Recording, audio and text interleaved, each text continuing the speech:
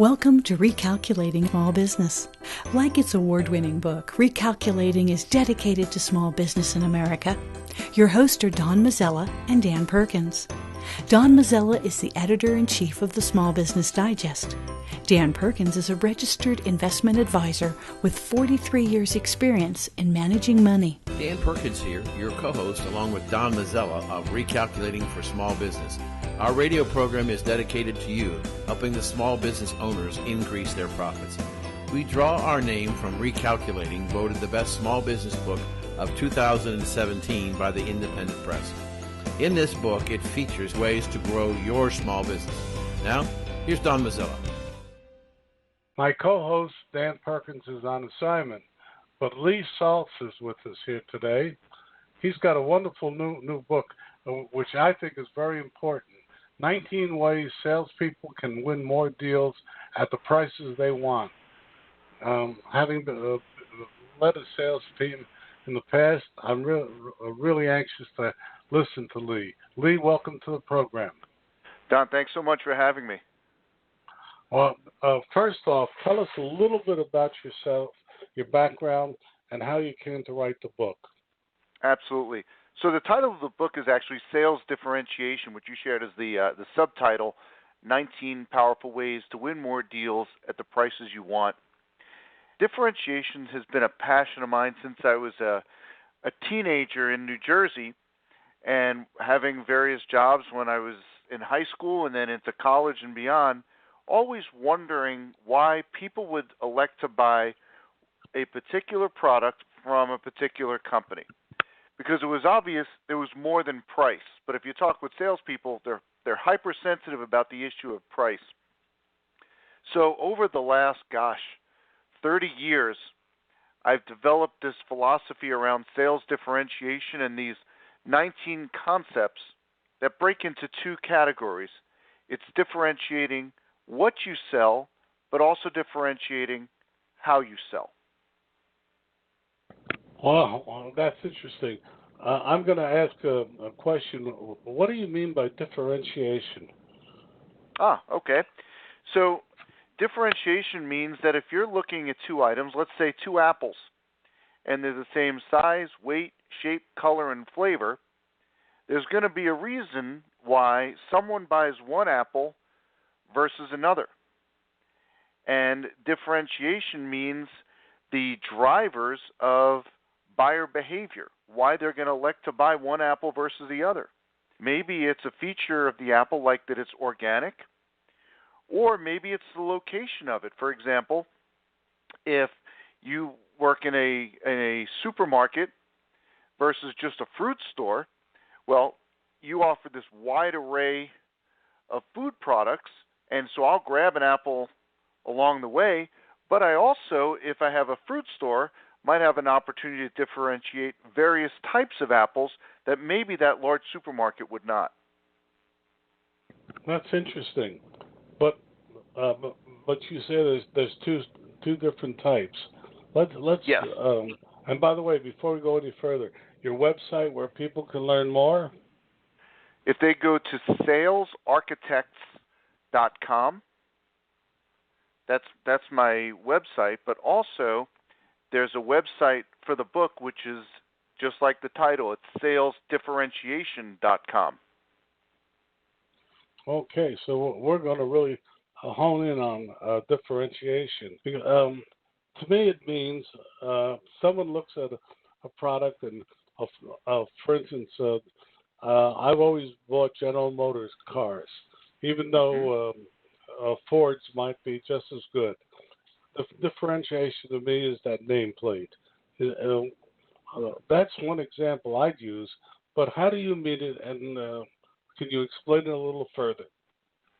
Yeah, so you're using just the word differentiation. I actually break differentiation into two categories, marketing differentiation and sales differentiation. And marketing differentiation is exactly like what you described. There's this one-directional communication for the masses. And so that's what trade shows do, and websites, TV commercials. It yells, hey, we're here, take a look at us. But sales differentiation is two-directional communication with an individual buyer. builds off marketing differentiation, but it personalizes the buying experience. So use the example of a car. There's umpteen reasons why someone would be looking to buy a car and what their requirements might be. And the interaction between that salesperson and that buyer is going to affect which car gets purchased. Please continue. It's fascinating. Sure. So what sales differentiation does is it converts the buyer intrigue, that wonderful job that marketing differentiation does, and turns it into buyer action and helps you win more deals at the prices you want. Yeah, for many people, we happen to go down the car thing. To me, one of the worst part of buying a car is the salesperson, who often yes, who oftentimes doesn't listen to why I'm there, what type of car I want, and what I want to pay for the car, and how I want to pay for it. To me, these are key elements that I oftentimes see salespeople ignoring. Yes, absolutely. And so that creates an impression you have. And back to what I had said a moment ago about sales differentiation around what you sell and how you sell. We've all had an experience with a salesperson, a wonderful experience where we said, we're going to buy from that person. And we've had the converse. There's been this salesperson we encountered. We didn't care what he was selling. He just rubbed us the wrong way, and we're not buying anything he's selling, even if it's the exact product that we want. Absolutely. But I guess I'd like, you've opened such a fascinating area. I'd like you to kind of explore it further without me having to prompt you, because the time is yours, and I have a hunch you've got a very good way of explaining it all. Okay, sure.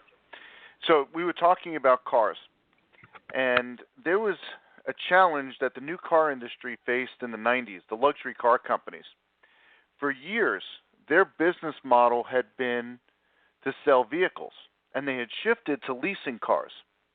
And they noticed a very interesting dynamic. When you sell a car, you sell it once and it goes away forever. When it leases, it comes back in 2 to 3 years. And if you look at the financial model with leasing, you have to be able to sell that car to be able to make it a financially solvable model. So they said, boy, we've got to do something. We've got to be able to sell these cars. And they were hamstrung because there was a word for those cars, which was used cars. And if you think of the image people have of a used car, it's a jalopy. This is the car you buy for your kids as their first car because you know they're going to bang it up. And they said to themselves, well, that's not really these cars. These are only a couple of years old, not a lot of miles. It's a Mercedes or a Lexus. It's in great shape. But they were stuck with this used car expression. As you know, they developed this expression, certified pre-owned. And that was designed to differentiate those cars, to help buyers think differently about the car that they were thinking about purchasing. See, they wanted to reach someone that had the financial wherewithal to buy a new car and intrigue them to come take a look at a certified pre-owned vehicle. So coming back to that marketing and sales differentiation, it was marketing differentiation that would bring someone to the lot to consider a certified pre-owned vehicle. But it's sales differentiation that leads to one vehicle being in your driveway this afternoon. Because I arrive on that lot, I have lots and lots of choices. I could go to other certified pre-owned dealers, and I also have the financial wherewithal to buy new. So that interaction between a salesperson and a buyer is so critical. I'll tell you a little story. I had to replace the insulation in my home, and I know absolutely nothing about it. My wife loves to tell me all the time, I'm not handy in the least bit. And so I went into Google and found 3 companies to get a bid. First company comes out, sales guy gives me his price. Second guy comes out, gives me his price. Third guy, I make the appointment and he sends me an email. And the email says, I'm guessing you've never purchased insulation before. Here are 6 questions you want to make sure that you ask to help you make an informed, educated decision. So when I talk about sales differentiation, I'm talking about techniques like that. So 3 salespeople, 2 just showed up on the scene, gave me a price. Third one said, I'm going to do something different than what my competitors are doing. I'm going to acknowledge and recognize that the people I'm selling to don't know as much as I do. And I'm going to help them make an informed, educated decision, which hopefully leads them to buy from me. And that's exactly what happened. And here's the punchline. Was his insulation any better than the other guys? So I think it was all the same. It was some pink color. It was the same quality grade or something or other. But it was clear he had an expertise. He at least demonstrated it when the other companies did not. That's an absolutely great example. But now, in your book, you talk about getting the price you want. How do you get a salesman to do that, to get the price that they want? Yeah. So I had coffee this morning with a CEO, and he was frustrated. His salespeople were asking him to drop prices back to the rate that they were 20 years ago. And it was very frustrated. And I said, one of 2 things is the issue here. Either they don't believe that the value that you're offering is worth it, or they see it, they feel it, they don't know how to articulate it, how to help someone on the other side of the desk have the same level of passion that they do about this differentiator. You know, we teach salespeople that you need to have a conversation about budget. Every single one of us, every one of us has bought something that was in excess of their budget. So budget's a nice number, and sure, that gives us a benchmark, but we're not limited by that. If we see value, and if something is different and we've been led to see that difference, we're willing to pay more for it. And one of the common mistakes that we make as salespeople is we just toss out differentiators and we expect someone on the other side of the desk to see value and jump all over it. So I had this one client that went through a workshop with me, and I said, share with me one of the differentiators that you position with prospects. And they said, we're privately owned. I said, okay, and why does that matter? And not a person in the room, including the executive team, could answer the question. So wait a minute. You're telling me for 40 years, you've been touting that you're privately held, expecting it to be meaningful to a prospect, and no one in the room can tell me why that would matter? And then they start mumbling to themselves saying, yeah, we got to stop talking about that. I said, well, hang on a second.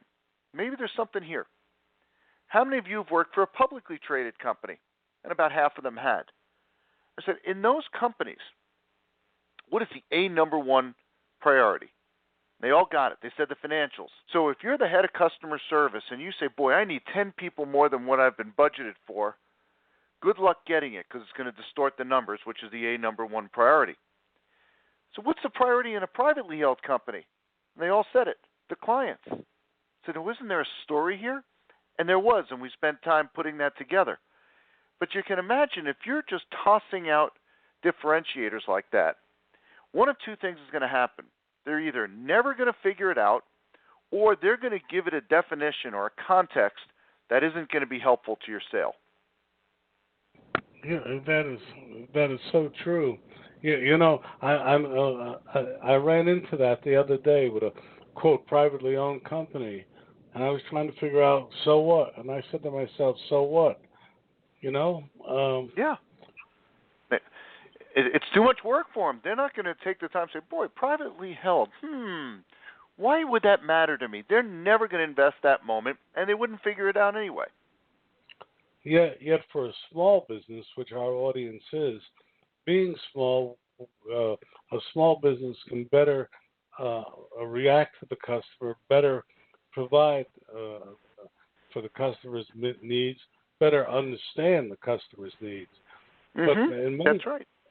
But in many cases, they are almost as rigid as bigger companies. I ran into it the other day on something where they said, "Well, it's just policy. We just don't do that." Well, who sets the policy? The president. So I called the president and I asked the question, and he said, "No, we can do it." Well, why can't your people do that? Because I haven't told them. We got it. We got into a very interesting discussion. But we're talking to Lee Salz. He's got a great new book. Your website again, where people can get it, Lee? Yeah, if they go to salesdifferentiation.com, they can learn about the book. There's actually a special bonus that we're offering right now. And then my website for consulting, speaking, and also a lot of article content is salesarchitects.com, and that's plural, architects with an S. Well, let me throw something way out of left field to you, Lee, because there is a farmer's company that has fruits, vegetables, etc. here in New Jersey, and their prices are consistently lower than the supermarkets, etc. They've been in business at least 25 years that I know of, and the place is always mobbed. And the main difference is the prices are lower. Is the quality? It's slightly lower. It's not the top quality. Yet people are constantly there, and they're constantly out of stuff because they can't keep it in. What's the differentiation there, in your opinion? For them, I mean, what you're saying is they're similar to Walmart. What does Walmart sell? Low price. And that's their strategy. And so that's their differentiator, if you will. And I guess if you're saying they're a local farmer, and I actually grew up in New Jersey, so I'm familiar with a lot of those farms. And I found that they had better quality, actually, than the supermarket, but they didn't have the layers in the food chain, if you will, that everybody had to make their percentage points, and thus they were able to reach the consumer more quickly and with better quality fruit and vegetables. But didn't you mentioned Walmart? But did they not lose their way somewhat a few years ago? In terms of not being the lowest price and going away from being the low price leader? But not from what I've seen. I mean, I don't often go there, but when I have gone there, the flavor that screams at me is, "Hey, we're cheap." Well, yes, but okay. So I'm wrong on that one. So let's go on. I'm a salesman. How do I convince my company to maintain this differentiation? Well, and so I'll answer that in a few different ways. First of all, when you say convince them, it's almost like the same question that a salesperson has: how do I convince someone of my differentiators? Well, one of the core premises in my book is tied to a question that I've asked salespeople for years in all industries, all across the country. And that question is this: who knows more about the world of potential solutions in your industry? You or the people you sell to? And in all the years I've asked that question, not once has a salesperson ever said, "Oh, the people I sell to know much, much more than I do about the world of potential solutions." Never happened. So salespeople have this expertise. However, just like children don't like to be lectured, nor do adults. So even though we know more than people we're selling to, if our strategy is to lecture and tell them, it makes for a very short conversation. The idea is to ask questions that will help someone think differently about the solution they have or could have. So what you asked me was a question of how do you sell your company on this whole idea of differentiation. And the answer to that is to develop questions that you can ask of the executive team that will help them see the issue without you telling them. You know, if you think of a courtroom setting, lawyers don't get to testify. Their job is to ask questions of a witness so that the responses paint a picture for the decision-making group, the jury. And those questions are asked in such an artful way to paint that picture so the jury sees exactly what the attorney wants them to see. If you've ever been under psychiatrist or psychologist care, they don't give you the answers. They ask you questions and lead you down a path so that you see what they see. And that's the artful way that salespeople need to interact, whether it's selling ideas internally or working with their prospects. Lee, that is yes. an extremely powerful statement. Would you mind, can you give another example? Because that is so powerful. I was sitting here stunned because it's so true. Which part? About asking questions? About asking questions, about leading your people, your management team to conclusions. You know, I hear a lot of people and a lot of different types of people like yourself on this program, but that's one of the most powerful statements I've heard in a long time, in my view. Well, thank you. So you asked for another example. I'm not going to give you an example. I'm going to tell you a real-life story. So I was a vice president of a small business, and my approach was always, I'm going to have my act together. So when I'm going to go to the CEO/owner of the business, I'm going to come in and I'm going to tell him what I'm going to go do. So this one particular occasion, I had done all my research. I knew exactly why I wanted to take things. Went in, I presented it to him, and he didn't give me a green light.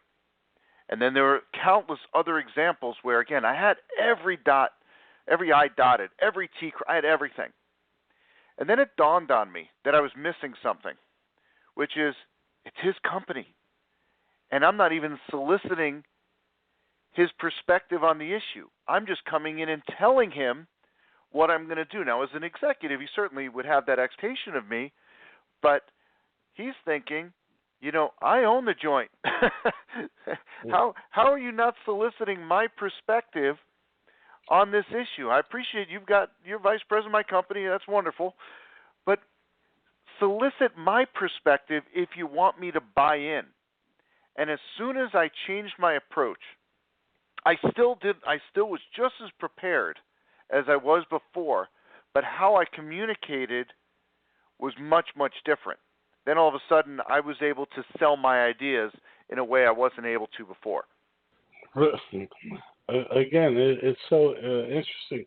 Lee, we have just about 5 minutes left. If you had to say to our audience, which is primarily small business, what are the 2 or 3 things you would urge them to do to implement some of your ideas? Sure. So the first one is to look at every nook and cranny of your company and identify what your differentiators are. I'm yet to meet a business owner or an executive who isn't passionate about differentiators that they have. Usually you can find those. But invest the time to develop a strategy to help someone on the other side of the desk become as passionate as you are about those differentiators. See it all the time. Internally, it's clear as day. Externally, they're ineffective at positioning those differentiators. And then the second part is where we started our conversation, which is once you've exhausted the differentiators that you have, the what you sell side of the equation, look at the how you sell side of the equation, which is look at every interaction you have between a salesperson and a buyer and find ways to provide meaningful value that your competitors are not doing. The example I gave with the installation. I'll give you another little story if time permits. A couple of years ago, my wife and I decided to host the holidays, and my wife decided that it was time to replace the carpeting in the dining room. It's fine. So off we go to one of the big box stores that sells carpet and a whole myriad of other things, and we came in with a credit card on our foreheads, ready to buy. And we walked into the carpeting section. We were completely overwhelmed by the options. And there was a clerk by a computer terminal, so I asked him to come over and help us, and very friendly came over. He says, "Oh, you got carpeting over here, over there, over here, over there," and walks away. Says, "Let me know if you need anything else." We walked out of that store frustrated and angry. We were there to buy, and we failed in our initiative. So we start driving home. We pass a carpeting store, flooring store. I said, "Honey, you want to try again?" She says, "Okay, sure." So go into that flooring store again, completely overwhelmed when we first walked in, but just for a moment. A salesperson walks up to us and says, "So tell me, what type of carpeting are you looking for?" And we said, "Well, we're looking to carpet the dining room." And she points to the left. She says, "This carpeting over here, not for you." She says, "Do you have any pets?" I said, "Yes, we have two large dogs." She says, "Okay, this right side here, not for you. You have kids?" I said, "Yep, we got teenagers." This section over here, not for you." So this universe of choices quickly got narrowed down to a select few. And ultimately, as you might imagine, we bought. Punchline: was their carpeting any better? No, I don't think it was any different. Was their price better? I think I paid a little bit more. But I didn't care. I was there for a purpose, and she helped me achieve it. That's what I mean when I talk about how you sell differentiation. It's so powerful, and that's the secret to winning more deals at the prices you want. We could go on and on. Your website? So the book website is salesdifferentiation.com, which is also obviously the title of the book. And to reach me through my website, consulting, speaking, as well as plenty of content, in particular around sales differentiation and other sales-related topics, you go to salesarchitects, and that's plural.com. Well, a link for Lee Salz's website will be on recalculating.biz tonight, where you can hear this and every other past and future recalculating program. And you can also tell us who you'd like to hear on this program. Lee, it has been fascinating and wonderful having you here. Thank you so much for joining us. Thanks for having me. It was a blast. Want to know more about health savings accounts for your company or yourself? Go to 2hsa.com and get a free employer's primer. Health savings accounts are a cost-effective way of offering health care benefits to your employees and yourself. HSAs build retirement funds for your employees, improve morale, and reduce your health care benefit cost. For a free employer guide to HSAs, go to 2hsa.com. That's 2hsa.com.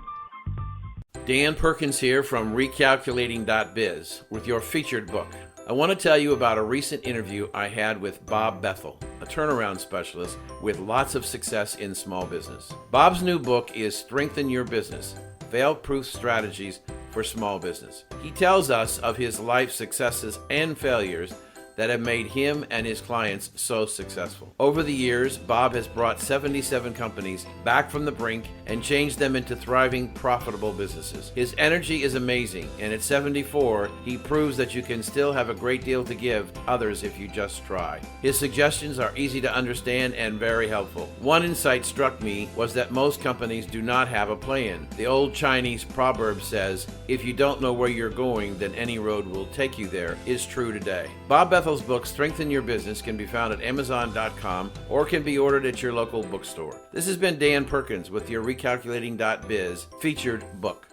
Marcus Lemonis, J.D. Powers, and John Scully, and 100 other presidents and experts contributed to Recalculating the book. Why did all these people agree to contribute to the book? I'm Don Mazzella, and I'm the editorial director of Small Business Digest. And for 20 years, we have been offering small business leaders information and data to increase profits. Recalculating the Book was named the best small business book by the Independent Press Association. Whether you need help with marketing, staffing, finance, operations, technology, or many other subjects, they're all here in Recalculating the Book. They're now available at Amazon at a reduced cost. We've also created the radio program Recalculating on recalculating.biz. My co-host, Dan Perkins, is on assignment, but we have a really interesting guest today, Tim Nunziata. He's the Director of Cybersecurity Products for Nationwide Insurance, and he's here to talk about a fascinating new study that they just completed. Tim, welcome to the program. Thank you very much for having me. Appreciate being here. But before we go further, tell us a little bit about your background. How did you get to where you are and get involved in cybersecurity? Yeah, thank you. So I've been a Nationwide associate for the last 10 years in a number of roles throughout the management and professional liability division here in New York. And as the cyber product has evolved rapidly over the last few years, and a more specialized approach to underwriting and placement of those insurance policies has come to the forefront, it's created opportunities within larger management liability organizations to break out a standalone cyber division. I was fortunate enough to have that opportunity here at Nationwide a few years ago. And as we've grown as an organization, our product portfolio and overall cyber offerings have continued to expand as well. Well, as you may be aware, over the last year, we here on Recalculating have been talking about the threat of cyber thieves, whatever, to our audience. And then when your PR person sent me the results of your latest study, I was surprised. Would you mind, for our audience, some of the takeaways from that study, which I found fascinating? Absolutely. So, here at Nationwide, our insured portfolio runs the gamut from small single shop mom and pop stores to Fortune, top Fortune 100 companies. So they're obviously going to be a different approach as we examine different areas of our portfolio. The study that we're going to discuss today focused on some of the smaller to medium-sized businesses that Nationwide supports through its enterprise.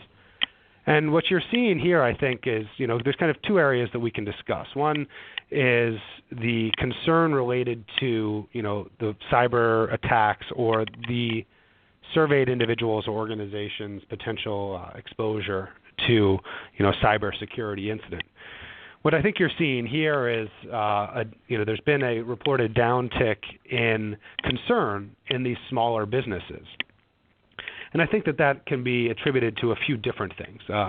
One, as lost data continues to pile up and more claims information is readily available, the information we're gathering and that we're seeing is from larger corporations, the breaches and hacks that we're all familiar with that are on the front of the page of the Wall Street Journal.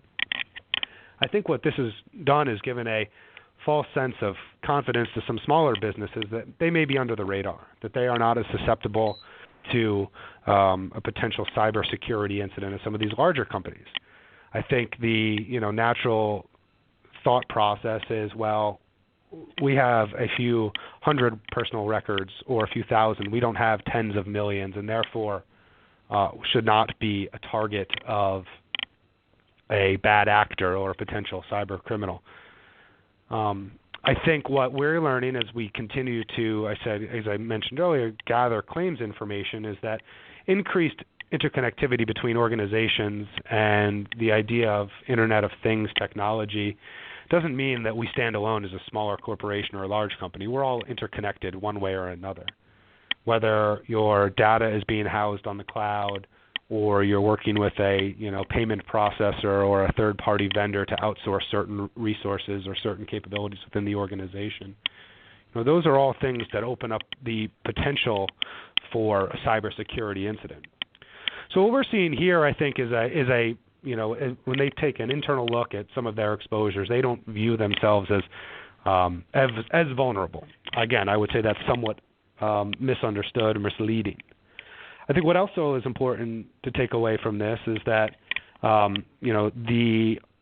many of those viewed, while they don't see themselves as having a huge cyber exposure, they also don't view themselves as being overly prepared for them. They all feel as though increased budget related to cybersecurity to ensure that appropriate controls and procedures are in place, they could all use a little help to bolster their programs. So even the ones that don't think it's as much of a concern still view the importance of making sure you have an appropriate response plan if there is an incident that would take place.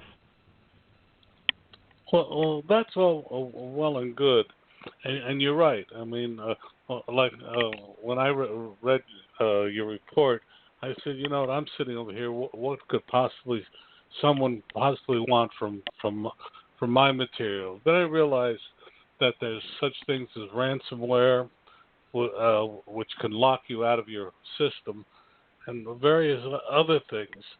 By the way, we're talking with Tim Nunziata. He's with Nationwide. He's in charge of their cybersecurity area, offering products, and we're going to go into that. But Tim, it seems to me that you just said it. We're all interconnected, and I've also seen that some of these major breaks are coming through smaller companies who are linked to bigger computers. Does that make those smaller companies vulnerable to some sort of legal action afterwards? Absolutely. And we've seen that in the past with historical losses that have stemmed from a vulnerability of a third-party vendor. What we're seeing now, and is certainly a market trend, is larger companies, those who are reliant on numerous services, or somebody who is a major service provider for small organizations but have access to their servers or their products, are requiring these smaller companies to maintain a minimum level of cybersecurity protection to ensure that they are not left holding the bag if there is an issue, whether it is increased capacity from a network security, privacy standpoint, expanding technology, offerings, or just a proper indemnification wording in certain contracts. It's something that the idea of the vulnerability being through a third party as an excuse doesn't fly anymore. We've seen losses come from there, and the understanding is that your vendor contracts and controls and procedures should be up to the same level as your own internal controls and procedures. Well, as we were discussing off air before, to do some of the levels of security requires money. And I think you were saying that sometimes smaller companies say that it's not worth the money to do it. Well, we understand that the idea of, for some of these organizations, smaller companies, to get up to speed or have state-of-the-art protections and policies is expensive, and that there may not have the resources or the infrastructure to roll out the appropriate measures. And so rather than mail it in or not be up to speed, they would, we're often seeing them forego certain instances. And what's interesting here is, as an insurance provider, it is in our best interest that our carriers, that our insureds rather, have state-of-the-art policies and procedures. So what we look to do is partner with some of these small and medium-sized businesses and offer those services. If we are your primary carrier nationwide, we have access to pooled resources, third-party services that will enable you to not only identify vulnerabilities, but work with certain legal services to understand vendor contracts, to provide tabletop exercises, penetration testing, to put together an incident response plan. And while a small company may not have the resources to do this or the access to all the available services, by partnering with your carrier, whether it's Nationwide or someone else, you have not only the shared pool of resources that come typically at a discounted rate, but you also have the data aggregation of a large insurance company that will enable you to benchmark what's appropriate based on your size, your industry, your location. How much capacity do you need? What's an appropriate retention? What type of coverage extensions beyond your typical network security and privacy coverage do you need? Do you need a business interruption or system failure coverage? And we work together to not only gather that information, but then provide a solution tailored to the client. You know, we've had a lot of, we've, by my last count, 12, about 20 different vendors on. What are some of the things people can do to protect themselves?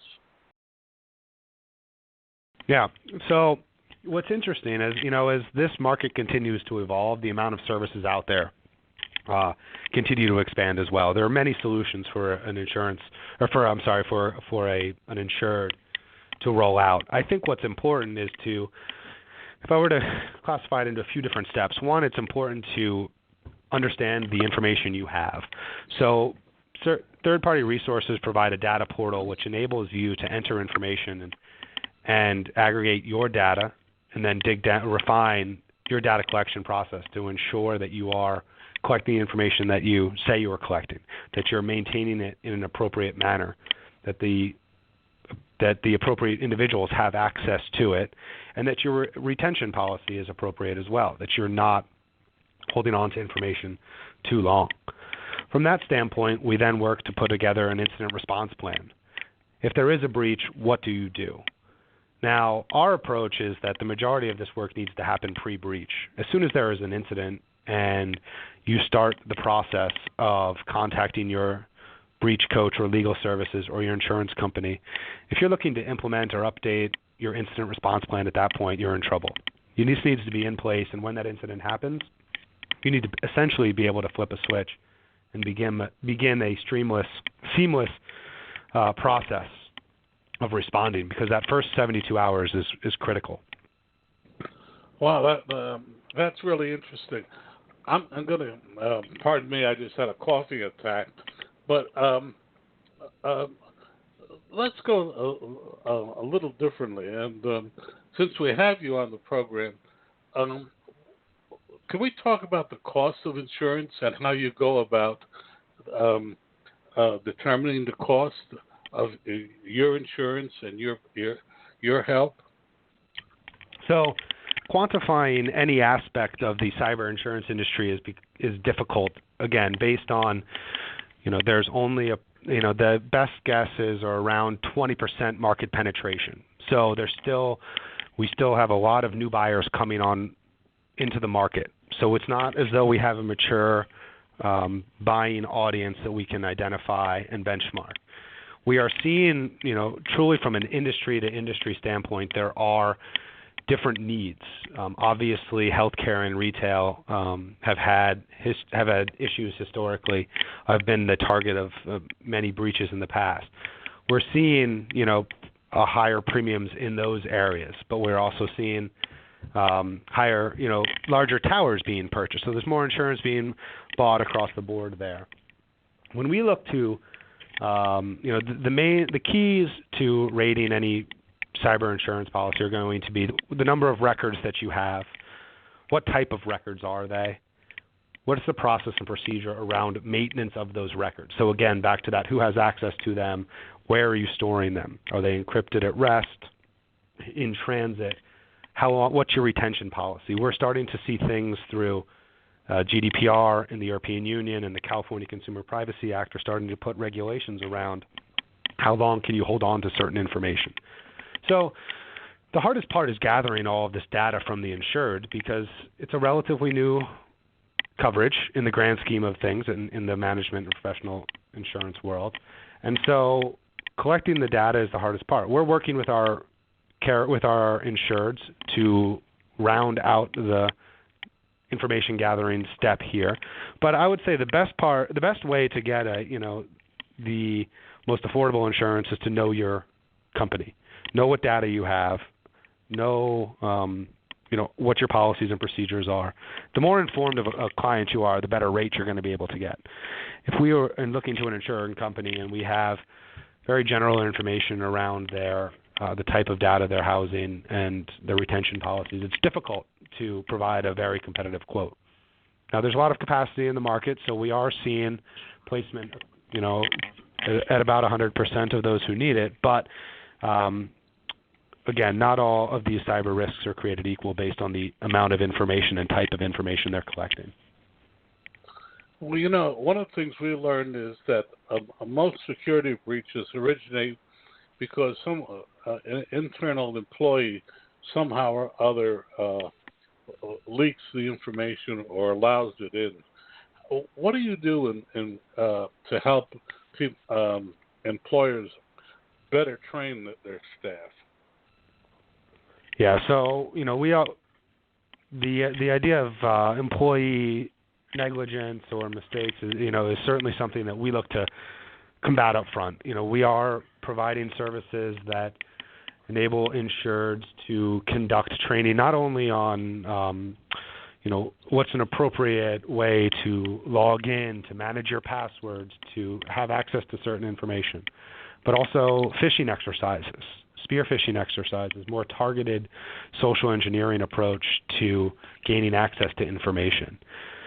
We stress the idea that, training is important, but it can't be a once-a-year check the box.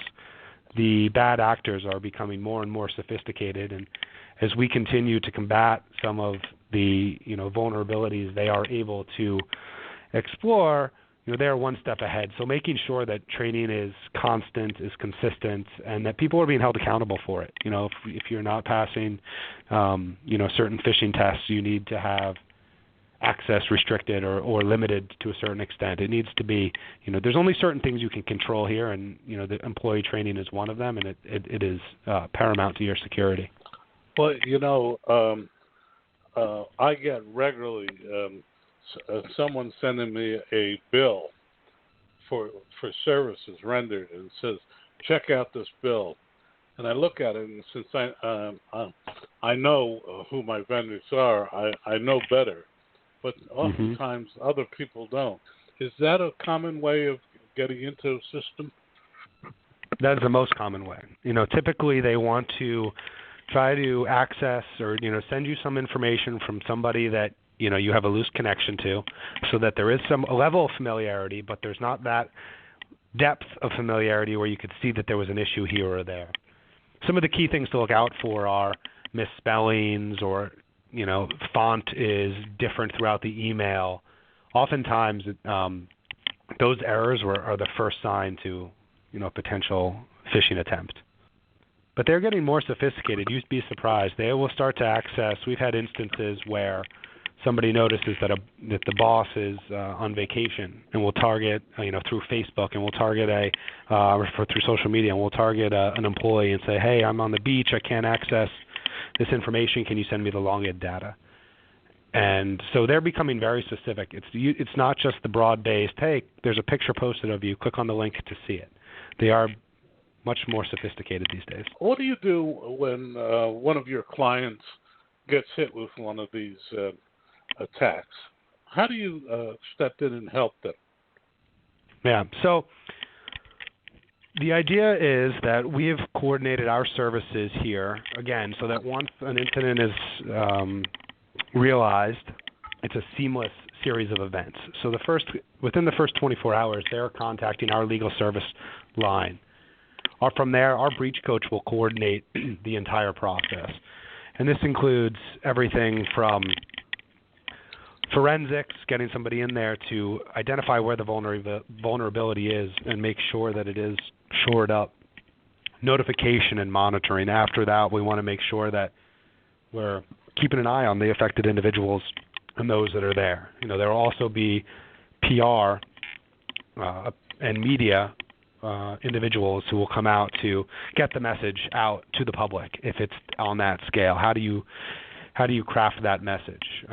Where they're partnering with local, state, and federal law enforcement officials to ensure that there is, a collaborative approach to identifying where the misdeed may have occurred. And then subsequently, from a data restoration standpoint, from a post-breach training, from a compliance readiness, we have teams that will come in and say, okay, this happened. Let's learn from this situation. How can we make sure this doesn't happen again? All of those are, somewhat predetermined within clusters of vendors. So there is, we do have a handful on each of them, and then as soon as the insured contacts our breach hotline, that series of events is initiated. Well, what I don't understand is how these big companies get away with delaying release of the information. Like, I believe it's last week, Facebook finally admitted that it had a major breach back in March, and there's no law that says they have to do it. Am I correct? So, from a notification standpoint, there's no federal mandate, there is, every state has their own notification provisions, so it does vary, and it's a tricky situation. I think if you recall back to the Target breach from years ago, they initially came out with a number. They tried to get ahead of it, and they came out with a certain number, and then a couple weeks later they realized the number was actually a little higher, and then a little higher from there. And they were, ridiculed for not having everything, in order when they announced it the first time. And then you have situations where you wait to make sure that you have accurate information and you don't get it out in a timely manner, and you're ridiculed for that. Our train of thought is, share what you have, the best information you have at that time, and continue to keep people up to speed. We understand it's a difficult situation to get your hands around, and oftentimes, especially in the near term, is so chaotic in that short, in that first 72 hours, it is so chaotic that it is, it's important to make sure that you are just being, forthcoming and with the information you have at that time. We're talking with Tim Nunziata. He is head of cyber security products for Nationwide Insurance. It's been fascinating. We have about a few minutes left. Tim, I'd like to go back, and so if I could summarize what your latest study indicated, that small businesses under 300 or so employees have kind of receded in their concerns about cybersecurity because you believe that they are concerned with other more pressing issues. Did I hear you correctly? I don't know if I would say they're more pressing issues, because I do believe that every organization that is operating in this, increasingly interconnected world with, the complexity of global supply chains and the Internet of Things technology should be concerned. It should be certainly towards the top of their enterprise risk management conversations. But we also understand that they have a lot of issues that they're dealing with. There's a lot of important things. And when you think about a company under 300 employees, you think about the best use of capital in the short term. We understand that oftentimes, certain debt payments in a 12-month period or maybe take a precedent to certain updates to cybersecurity protocols or procedures. So while it's not necessarily that they don't view it as important or as critical, but there may be things that they can achieve, in a more efficient manner in the short term. Is there a place where people can read this survey and learn more? Absolutely. So at nationwide.com, nationwide-MLS, management liability and specialty.com. There's information there. Not only is the data there, but there's some context around some of the responses as well. It's fascinating, Tim. What are the 2 or 3 things you'd like our audience to hear from you that will help them and you better protect themselves? Absolutely. So, I think that as we mentioned earlier, it's a constantly evolving market. Not only are the number of vulnerabilities increasing as we see an increase in interconnectivity, but the needs of the market, the the bad actors, the coverages are expanding on a rapid basis. So, there are solutions to numerous issues out there. It's important that business owners are evaluating certain exposures and vulnerabilities and partnering with their brokers to make sure that their insurance brokers to make sure that there is adequate coverage. Once that coverage is in place, know what coverage you have, because there's a lot of nuanced differences across many of these insurance carriers, and it's important to understand outside of your traditional network security and privacy protection, system failure, business interruption, social engineering, areas that have been bolted on to the existing cyber products. It's very important to know what's there. And then operate within those parameters. Test your systems. Put, incident response plan in place and test it. Make sure that your vital services, if there is an incident, are backed up, can be restored, and that these are being tested in a somewhat routine manner, because they're constantly evolving. Tim, thank you so much for joining us. We've been talking with Tim Nunziata. He is with Nationwide Insurance. Your website again, Tim, for our audience? Nationwide.com and nationwide-mls.com. A link to Tim's website will be on recalculating.biz tonight, where you can hear this and every other past and future Recalculating show. And you can also, by the way, tell us if you have a guest you'd like to hear. Tim, thank you so much for being with us. Thank you very much. Have a great day. Dan, before we go any further, I want our audience to know about your new runaway hit book on Alzheimer's disease and how it affects teenagers. Please tell us about it. Yeah, Don, thank you. The book is called Why Can't Grammy Remember Me? It's a book written primarily for children ages 9 to 12, but really needs to be read by the entire family. And what I try to do is I try to take the subject matter of dementia and the challenges to a different level in the form of a mystery story with my two little detectives, two little girls, Hudson and Charlotte. And it really creates a breakthrough opportunity for small children and parents and families to begin to understand the problem with dementia. See, Don, the real challenge is that the children are the forgotten people. Mom and Dad spend so much time working to try and take care of Mom and Dad, they don't take the time to explain to the children what's going on in Grandma or Grandpa's brain. So you can buy it at Amazon.com, or you can order it through your local bookstore, or any online bookstore besides Amazon has it available. Why Can't Grammy Remember Me? Illustrations are spectacular. A story by Dan Perkins. Your runaway bestseller, new book. Why Can't Grammy Remember Me? By Dan Perkins. Dan's tip of the day should resonate with every small business. Having a bright, clear physical plan always adds profits. One recent survey revealed 71% of walkers responded that they would enter a newly refurbished establishment even if they didn't have anything to buy or were in the market for buy. So how important is it a small business for physical establishments where customers come in to buy? It's very important. Sprucing up a small business makes sense. Saving cents may cost a small business dollars if the right quality paint is not used. According to Hotel Association figures, the average time between major spruce-ups for member hotels, dropped from 8 to 7 years in the past 12 months. Why? Because new establishments are very important. But don't think these statistics apply only to brick-and-mortar stores. The entry page for any business is that company's storefront. For those online leaders who think they are immune to the need for change to their storefronts, think again.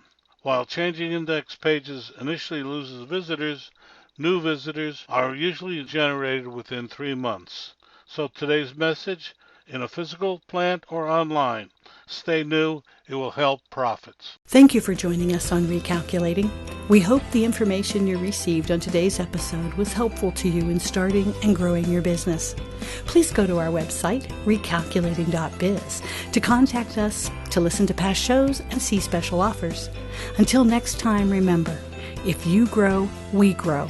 Join us next week for more helpful ideas to make your business a great success.